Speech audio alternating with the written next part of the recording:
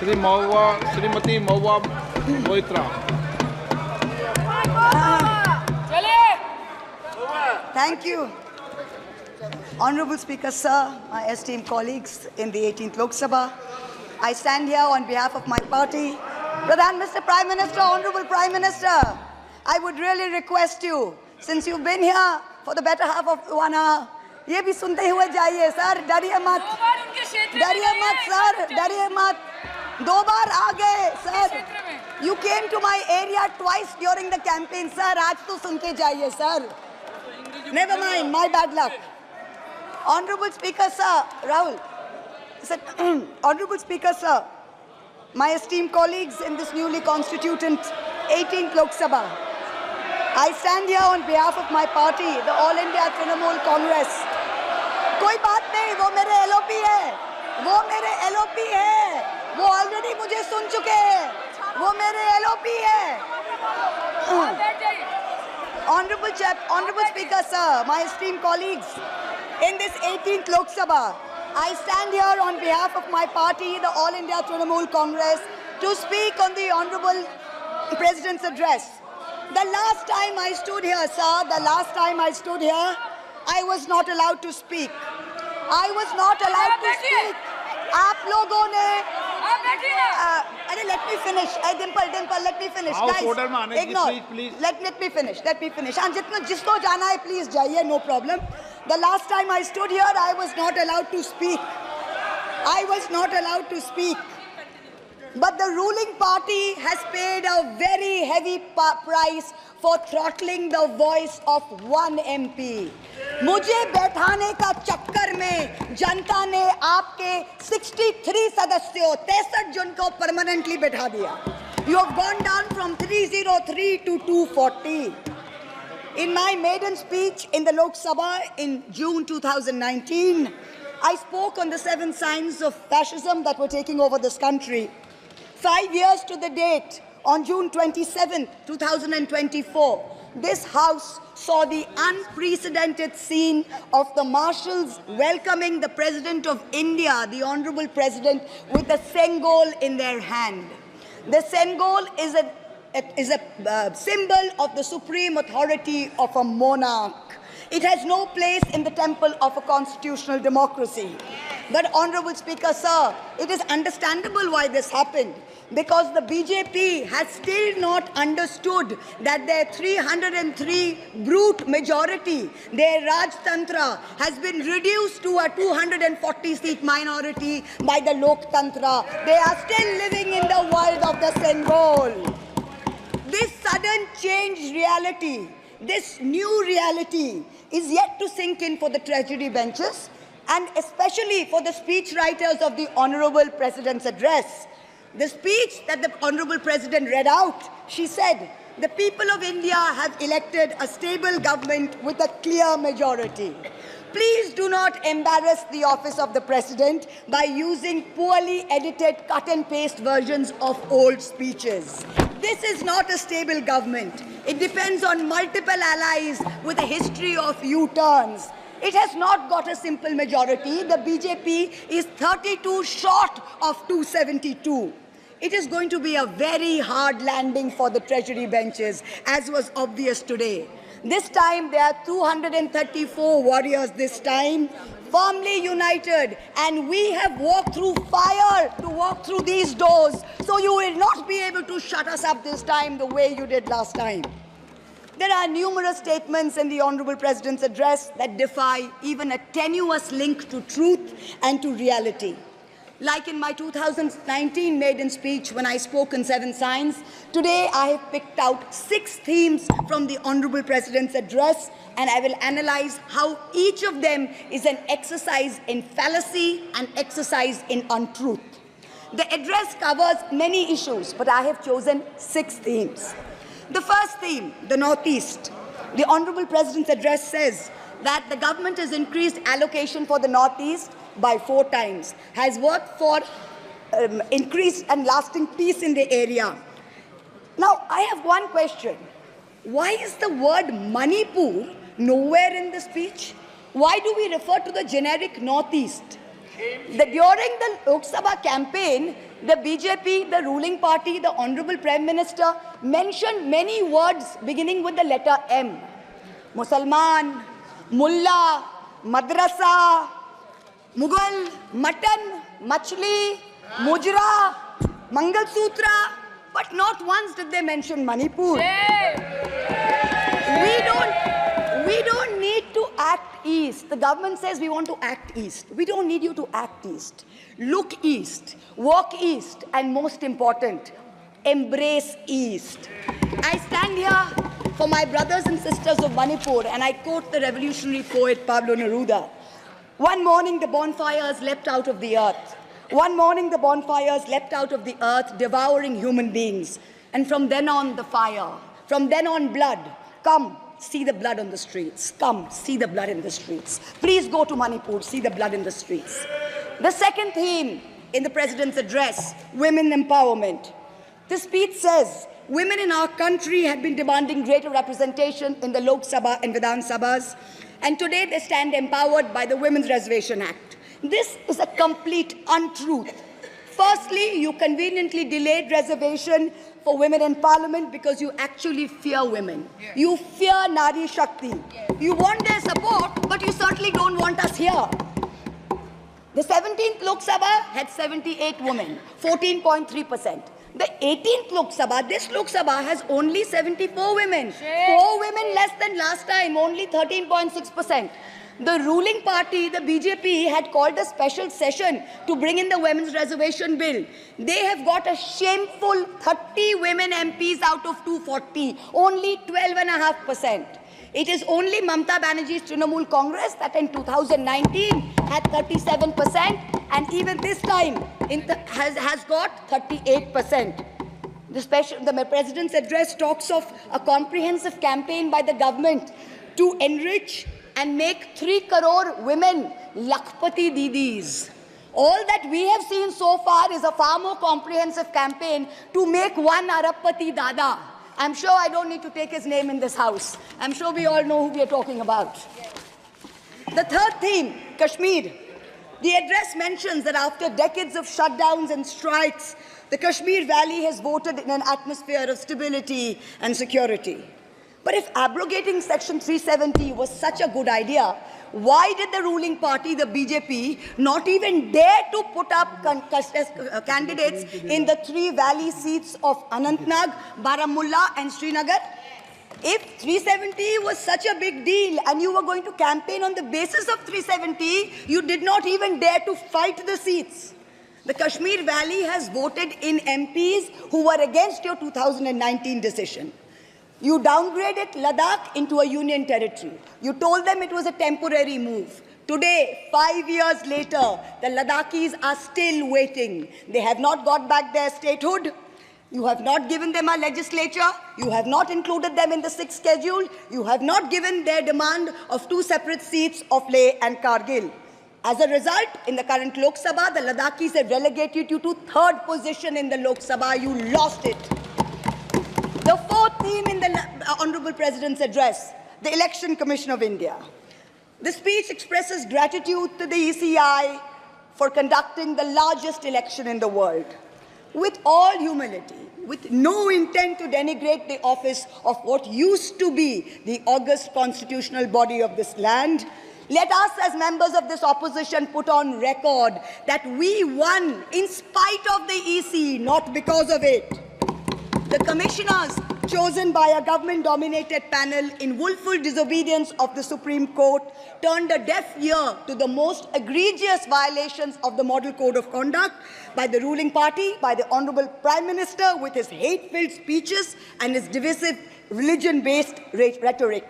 This country has been ashamed and disgusted by the language used against minorities during this campaign.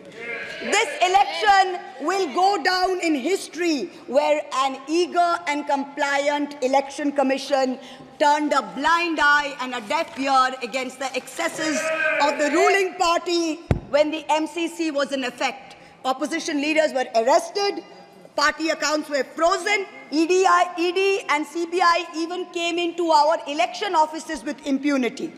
Ultimately, the voters took charge and they said, "Bahut ho gaya. Enough is enough." The fifth theme, and here I have to commend the speechwriter's very dark, almost macabre sense of humor. The Indian Railways, aviation and infrastructure. The address says that work on the Ahmedabad-Mumbai bullet train is going on at a fast pace, and Indian Railways is doing feasibility studies for bullet train corridors in the north, in the south, in the east of India. Now I'm going to ask the government a question. Why are you, Honorable Chairperson? Is this a cruel joke? You are sanctioning 1,08,000 crores, 1,08,000 crores for one single Mumbai-Ahmedabad bullet train. A basic high-speed rail network costs 200 crores per kilometer. The Indian Railways is touting the Kavach anti-collision system. It's an automatic train protection system as the cheapest in the world, says 50 lakhs per kilometer is the cost. The total rail tracks in India is roughly about 126,000 kilometers. So the cost of covering all of India with Kavach is going to be 63,000 crores.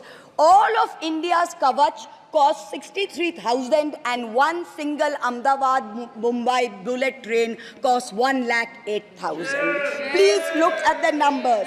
Last June in Balasore, 3 trains collided, 296 people died.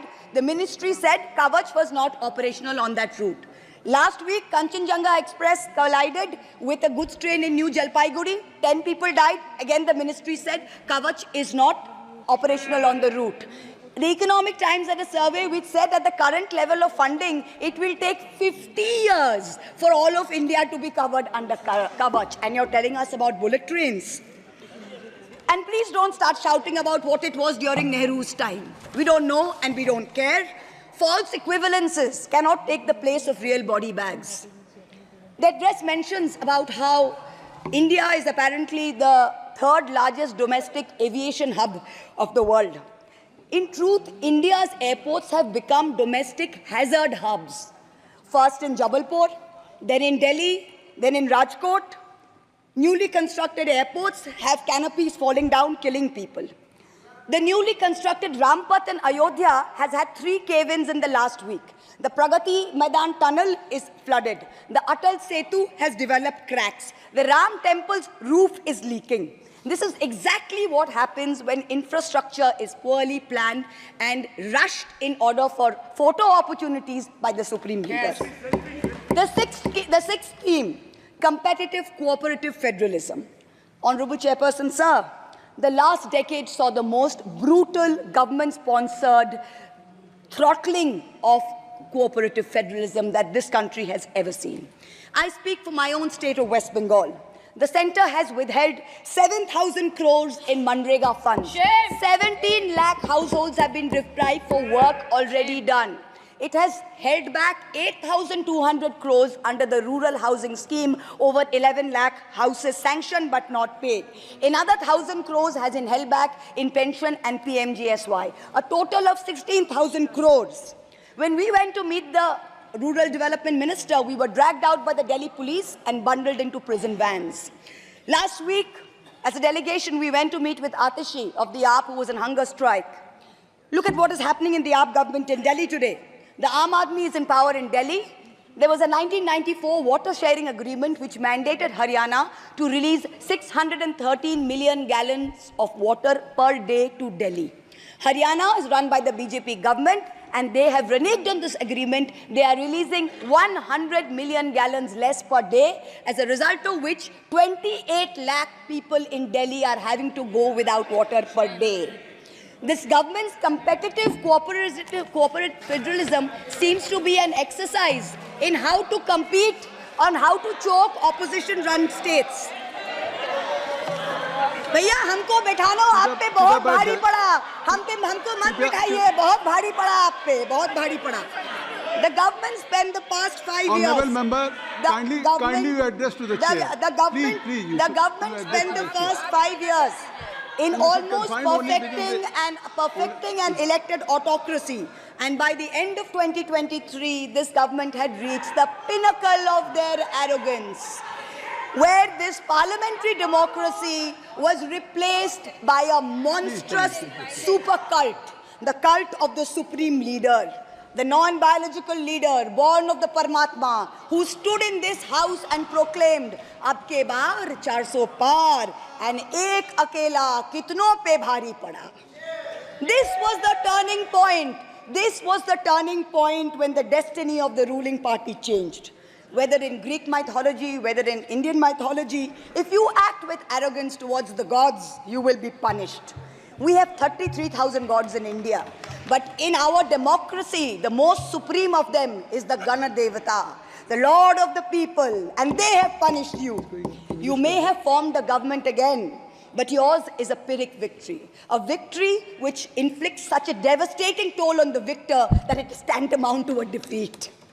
In Bengal, the supreme leader started his Vijay Sankalp Yatra on March 1st in the constituency of Arambagh. Then came to Krishnanagar, then came to Barasat, ended on May 29th in Calcutta. मेरे ऊपर तो विशेष कृपा की उन्होंने दो बार आए. The BJP lost all these seats. The Honorable Prime Minister did 23 campaign meetings in Bengal and lost in 20 seats.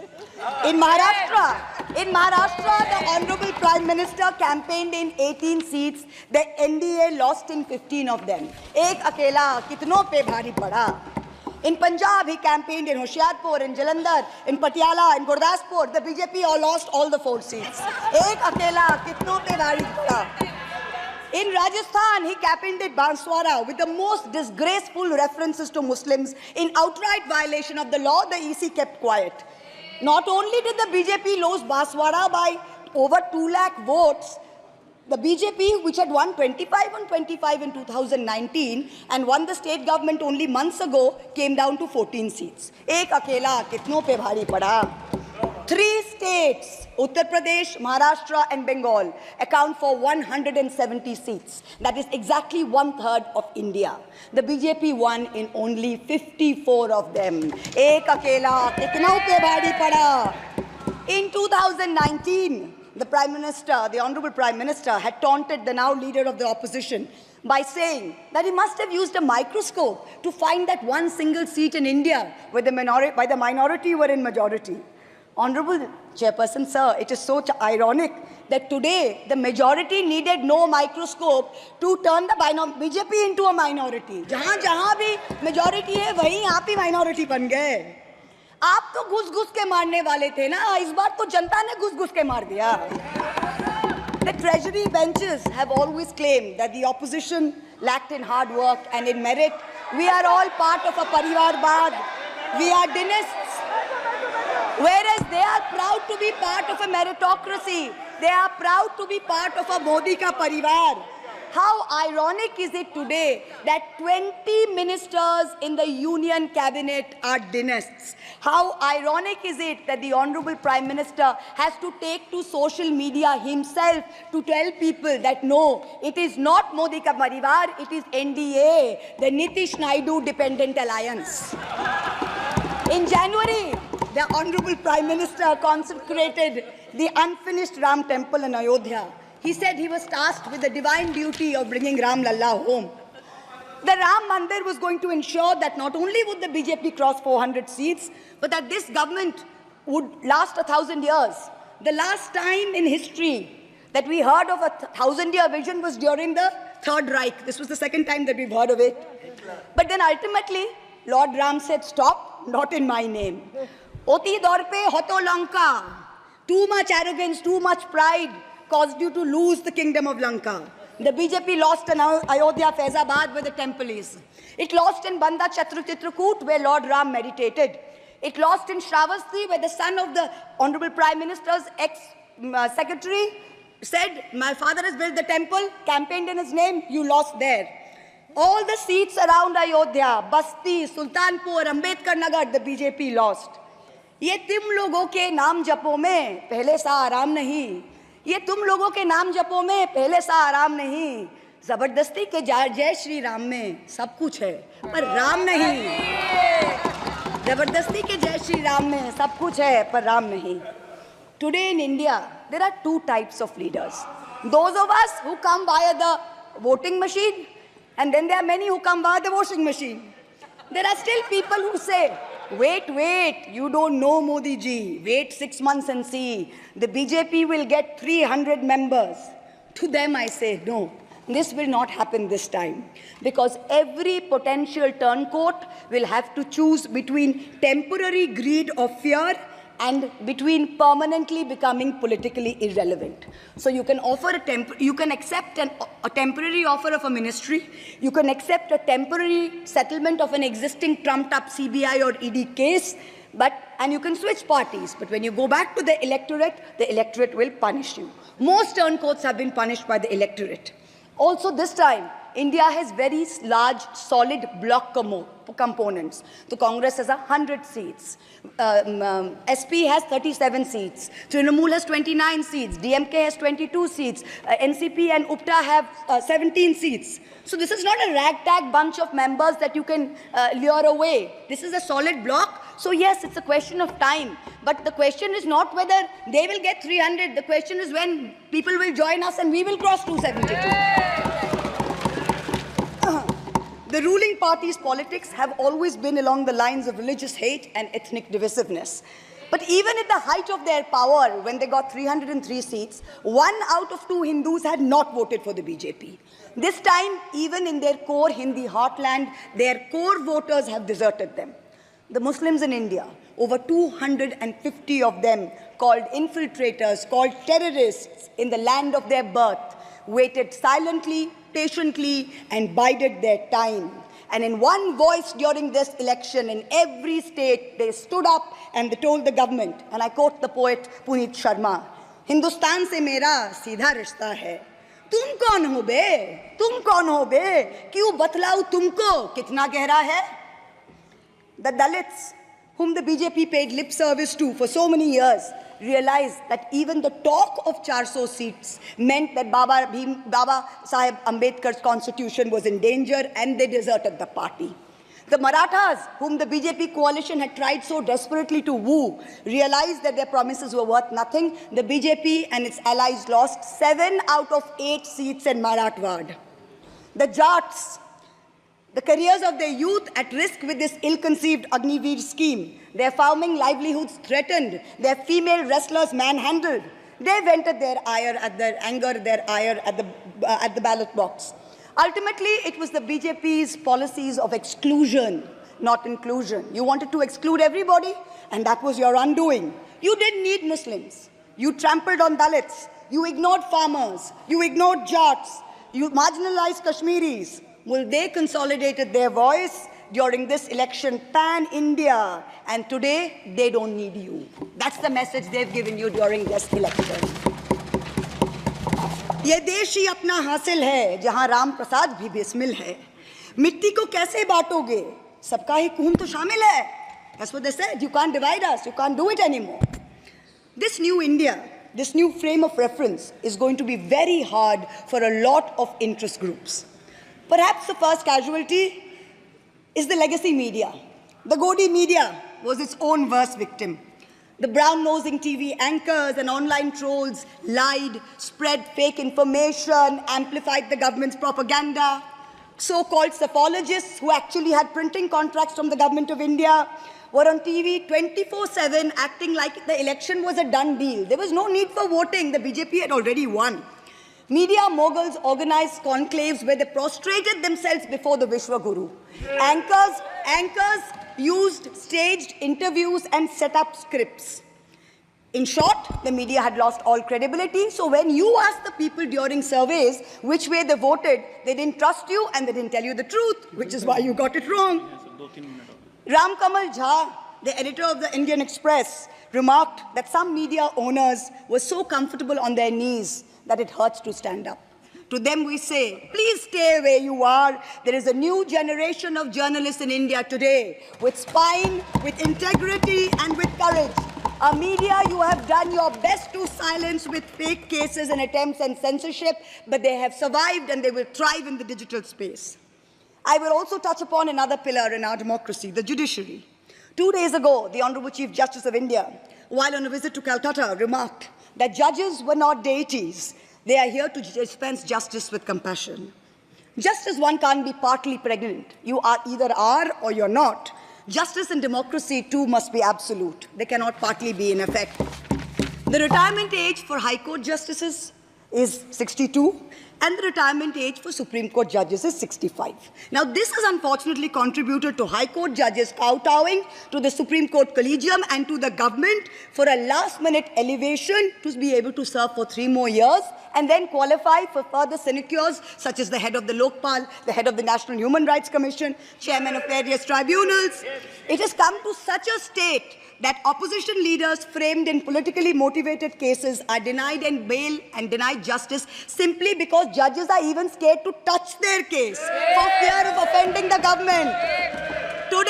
Today I say, the poorest people in India who have perhaps the most to lose from offending the government in power, they have shown spine and risen to the occasion. Your lords and ladyships, heed thy inner voice, have a spine, rise to the occasion. 7 months ago, on the 8th of December, this house was transformed into a Kurusabha, presided over by a blind Dhritarashtra, where Dushrasan Darbaris made every attempt to disrobe Draupadi. The Ethics Committee that voted to recommend my expulsion on the 9th of November, they voted 6-4, had 10 members and 1 chairperson. Of the 5 Lok Sabha members from the BJP, 4 have not returned to the House. The chairperson, a BJP member, has also not returned. The Congress turncoat from Punjab who voted against has also not returned. The BJP lady MP from Maharashtra who started the debate in the House on behalf of the BJP has also lost. Much like Lord Krishna protected Draupadi, the people of Krishnanagar have protected me. In the last year, a lot of people look at me and say, oh, Mahua, you must have lost a lot. You lost your membership, you lost your house. And by the way, I also lost my uterus due to a surgery. But you know what I gained? I gained what Rahulji said, the freedom from fear. I do not fear you. I will see the end of you. We will see the end of you. Your ED, your CBI, your income tax, your trolls, your media, your bought-out judges, nobody can scare us. The people of India are patient. They will wait patiently for this government to fall. And I hope that whoever writes the next speech for the Honorable President of India will give her the respect and the honor due by not filling it with falsity. This government has dishonored the office of the President by giving her a script that is full of lies. We wait, and the people of India wait, for the restoration of her honor and for the honor of her august office. It is in this hope that I bow my head to the holiest of our books in its 75th year of adoption. Hail the Constitution, Joy Sangvidhan. Thank you.